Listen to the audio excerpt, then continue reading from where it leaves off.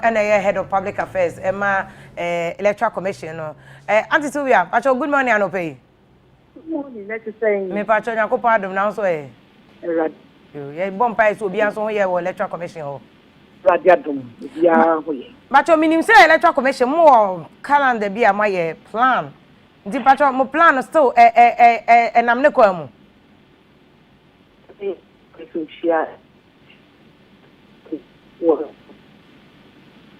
For now, no. Like I say, ain't the brain, no, the timetable. But we communicate with all our main stakeholders. For example, general public, we are NCS, you know, see at each point in time. So that will be BRA, all stakeholder, no, or they getting involved because elections over here, man, to a collective responsibility. If you were honor it. And then I just say, about one we are on course. Said we are kind of rough, we are on course. Yeah, uncle. Okay. Now, just say, and a date, no, more. You bet me the question date for now because of Corona-19. And maybe that's a question we know. Men can say the minimum use minimum show a constitution mono 7 December. Sadam there was a swaba.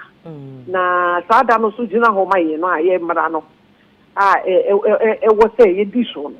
None and the movie near me or why I say to and more a year. It's a registration, it's a exhibition. Oh, it's a filing of nominations. It's any money in Anna. Any money in Anna make us a timetable, no integrate the baby apple.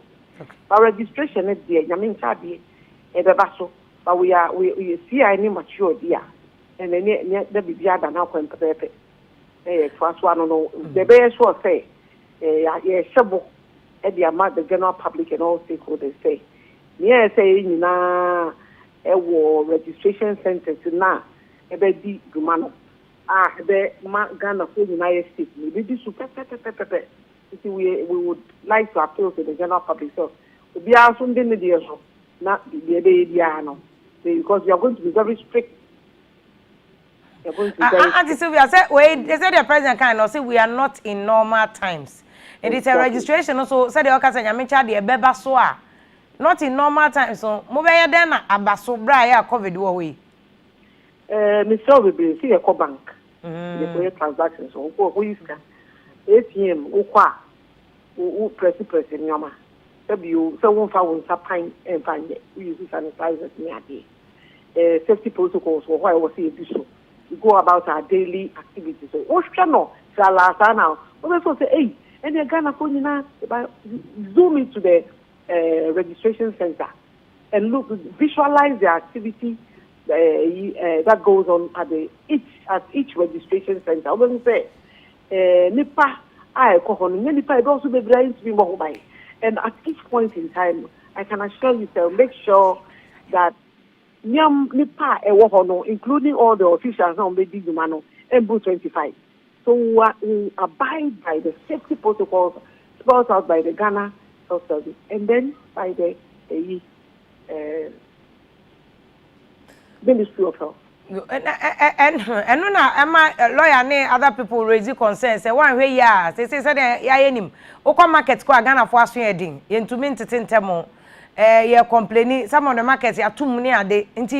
And more timetable, yeah, most of the baby, come on to Mobana, limited registration, but they're okay, the old party say full registration, any year for new one, maybe.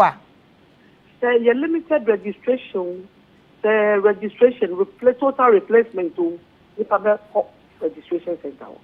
Now, registration centers, all say Nipa and also, and we also make sure, say the Nipa called Dome Crampo, no amount for no. I said you in the restricted area now. Who said Nipa, wait, no. The home Crampo, no, some of them are doing so well. I electoral commissioner. You organize a say institution in accordance with regulations and what on the there is no way in terms of safety. We'll make sure say all the safety protocols now what on you So that obi a ho be hunyan. Okay. Ghana phone na be safe. Into whether it's a limited registration, whether it's even the election itself, no. Maybe nipa be ko ho odi won sabe tinti machine so there. We must remember when we must visualize the whole thing. Say sabi onya say say aswodin and bisa. But we the pedo say the credible register. Ebe to abai mube high all the processes are going to be transparent. All the political parties are going to be involved in every step of the way. Every step of the way we will involve the political parties. Okay. So be go. Yeah, for being koye kanana electoral commission and to be get that. There masu so that. Inti obi anka na kuma nto yi me mum yen kan bom ye ndedwuma na Ghana enfa ne ntuma pa. Auntie Sylvia, what is say na no NDC chairman here are some of example for moye press conference mo ka say as a chinchini a mo pese mu AD and I bet o mampani ne party say dey bo mesan ba akunya so say enka complaints o mama enkofo nsem o ma complaining about including lawyer Martin Pebo ka say ni normal times ndika momfa sa new register no kwankoche ebrefofo na say chinchini a mo pese mo yentu o kan say dey okay say collusion as a money aban ye kanana any allegations be o pese o kan sa statement amode ba in response to the NDC accusing mo no Partial collusion ni baby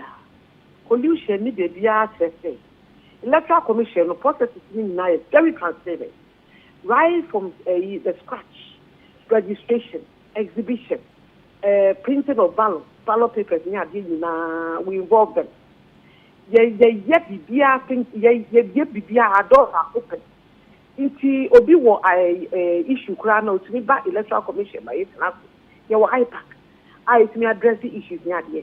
Into Sabio, agency, then no interest, yes, so the answer say, yeah, ever my young credible register, no, yeah, will continue to pursue our mandate. A constitution, the Amayeno. So if all the pieces of advice in the back, the answer say, a Bayama Ghana for and that's exactly what we're doing. And then I say Auntie Sylvia so we are no ekasama electoral commissioner why you so many years almost 30 years ago na mamu area here juma no me media ni nyina me beto no na reportable electoral commission office or any other places into we be our chewe juma mo tie juma na so say omo the protocols ni nyina be here juma but obi send the question be say electoral commission betimi atworo din omo the protocols ni here juma any other na ma sorry for nko Adana Dr. Tiasa we see there be na so for kwa no mbeto nyom no mbe ye baba na hwan e na masala chi kra ye man kofo ko but electoral commission there onko ba council ma menye comment on the electoral commission because wo kan omo consensus we say we no so omo be ye enche ko omo the timetable be ba mbe obey emra no regulations ni nyina. Is that not enough? Vim lady my yenye there be answer there was this side or car say limited voters registration or say new one no on be dimran so but say at least to just make sure that we understand each other no me interest say limited voters registration no and for manfo be brain ko put EC aso ye to say new voters register so we said last year we had limited registration and they got over 1 million people just last year yeah over 1 for million more after no 18 years yes okay. From all indication, this year, no, the number will be small, or even if not, whatever it is, we are not looking at more than 3 million people. It's not possible, right? If last year, Omunya 1 million, this year cannot be more than 3. Look at managing about 3 million, at least for these purposes. Any managing about 17 million. So I'm going to say register now has about 17 million names. Can you imagine? Look at managing about 7. Of course, you say be a wuni. Even your Tesla crab, even 13 million crab. Can you imagine managing 13 million people as against managing about 3 million? I mean, look at the vast difference. It's in the stress, you per easier choice, or more modern. They should use the old register. So that as long as we have life, we can always do a new register. Now, we even take time and make sure that through public deliberation, debate, this time we'll get such a robust system, say, after 8 years, no more being some Regina has said, Miss Amra and register to vote. No. Look at some of the advanced countries. register no we use now. They've used some for decades. Obi and some new register. Oh, by your crown every 8 years now. Hey, there's so much this and distrust. We it's just too much. But council, manage elections or say on use. A question. Was it 3 million? Any 17 million? 3 million no. Omoye registration or how many centers? Limited registration. Omoye no how many centers? Oh, so naturally I'm expecting that since in the last Omoye no I'm say electoral commissioner for offices, district offices, yes. But the 70 million people are in number thousands of polling stations. I'm expecting that those thousands will use it for the limited polling stations. Yes, I'm expecting that use the same facilities for this limited because of the corona. So why don't you build a robust? Because the problem is in every polling station, there are not more than 500 voters in a polling station. Are you yes, are you aware of that? There is a way we can and you know, let me finish. And you know that the vote registration, and one day. Yes. So about a period of 2 time. weeks and 3 weeks. Yes. And if we have 500 people, and it's going to be 2 weeks. Yeah. How many per day? So this day, Nipa say neighbor, Obanan Kumyana or Hono, I am ma. Nipa by 25 for here we are. The following day, Nipa 25 bar. Omuyan 10 days, I say. Omuyano 14 days, I say. Enti, Nipa say, you see, when things can be done, that's why I'm telling you that Ghana is not the first country. The Obayana say the most important thing in protocols. We can say, other than the registration, now sorry, the Monko sorry. Makacho say we are not the measures, you know. There will be easing of the measures. But anybody also need protocols. So protocols for everything. So when abaya will be born home by. Tino Kaya no omo the beba abe Ministry of Health Ghana Health Service protocols on go. If they are following the protocols, so far as health wise is concerned, we will make sure that the protocols are followed. From my experience, it's not easy. If you are what experience? We've been here. What experience? Register. I'm not for Kodaho. What experience? 2 a.m. Yeah, it's because even the identification authority for registration or cannot for Kodaho. Mimi say besi na document to me and show me deal. Because of that and then in future and then in future are we a lawyer what's your demra in future no what happens is that if you have any health insurance health insurance woman and our casa brochire my voters register for a long time. It is not wholly true. What Abroche do say, if you do voting, so then they send messages and letters to everybody. Those who want to vote, you go there and then put your name on that current register and vote. That one may happen in Ghana when the NIA cards na come. Okay. Because Canada no more vote. Because maybe I'm a banner.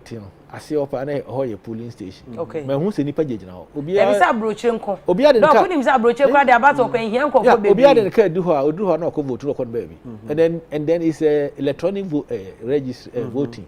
Na ticket. Ti here's a obey ho. Ahano.